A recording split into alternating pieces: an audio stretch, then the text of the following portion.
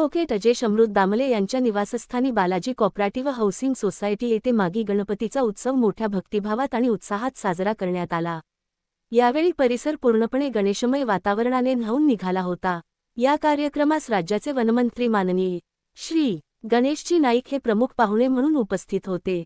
यांच्यासह श्री संजीवजी नाईक, श्री सागरजी नाईक, माननीय श्री ज्ञानेश्वर नाईक, नगरसेविका वैष्णवी वैभव नाईक यांनी गणपती बाप्पाचे दर्शन घेतले। तसेच बाप्पाचे भागक्त प्रसाद सेठ, ॲडव्होकेट रमेश दामले, सुनील मसकर, आत्माराम सनस, प्रेमळ म्हात्रे, बिजू भिडे, प्रेम प्रल्हाद जोंधवे, सावंत सर तसेच नगरसेवक डी.